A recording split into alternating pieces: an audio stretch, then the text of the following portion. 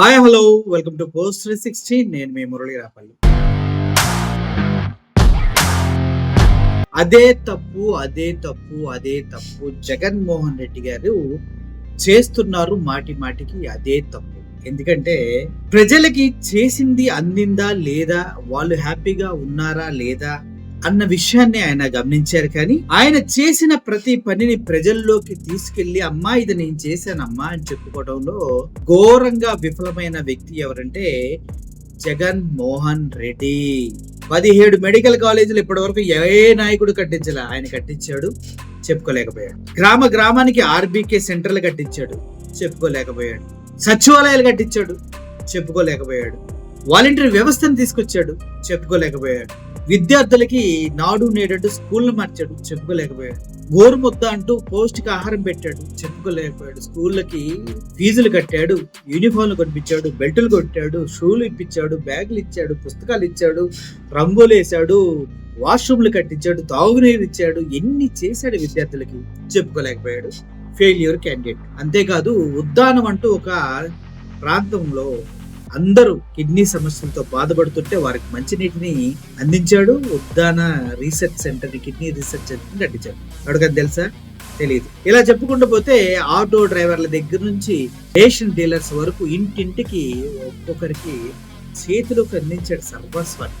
ప్రజలు వేరే వాళ్ళు చెప్పిన మాటలు నమ్మి అటు వెళ్ళిపోయారు. ఓకే, వెళ్ళనివ్వండి, మనకేం సంబంధం.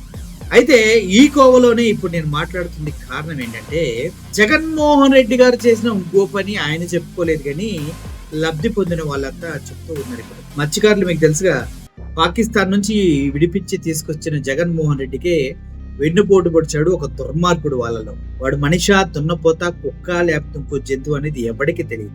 ఇటువంటి చెత్త నాయలగలకి హెల్ప్ చేయకూడదు అనేసి జగన్మోహన్ రెడ్డి గారు అనుకుంటే పాకిస్తాన్ జైల్లో కుక్క సాగు వచ్చేవాళ్ళు ఒక్కొక్కడు.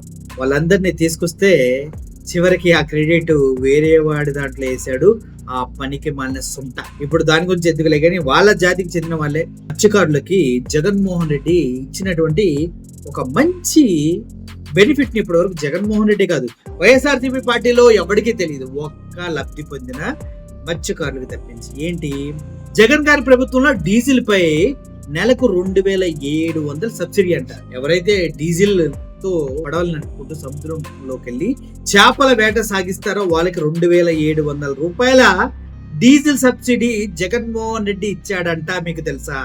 నెలకు 2700 అంటే సంవత్సరానికి ఎంతో ఒక్కసారి మీరే ఆలోచించుకోండి. సో ఆ విధంగా డీజిల్ సబ్సిడీ పొందిన వారు కూడా చివరికి జగన్మోహన్ రెడ్డి గారికి వెన్నుపోటు పొడిచారు. అదీ కాకుండా మత్స్యకారులకి సహాయం కింద ఇంకొక 25,000 ఇచ్చేవారు జగన్మోహన్ రెడ్డి. డీజిల్ కి 2700 నెలకి, సంవత్సరానికి 20,000 వాటి మరమ్మతులకి, వాటి వలల మరమ్మతులకి, బోట్ల మరమ్మతులకి ఇచ్చేవారు. అవన్నీ పక్కన పెట్టేశారు, దాని గురించి ఎవడో పట్టించుకోండి.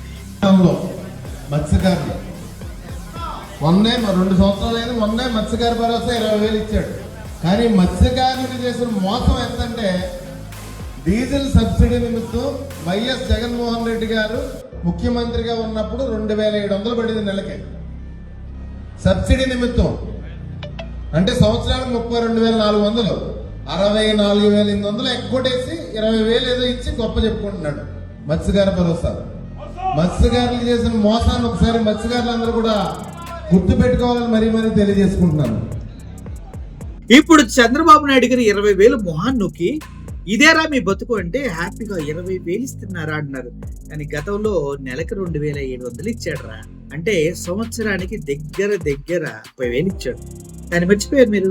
అస్సాం అది జగన్మోహన్ రెడ్డి గారు చెయ్యటమే కానీ చెప్పుకోవటం చేత కానీ ఒక అసమర్థ ముఖ్యమంత్రి అని నేనంట. మరి మీరేమంటారు? ఇంత మంచి పని heads to you Jaganmohan Reddy గారు.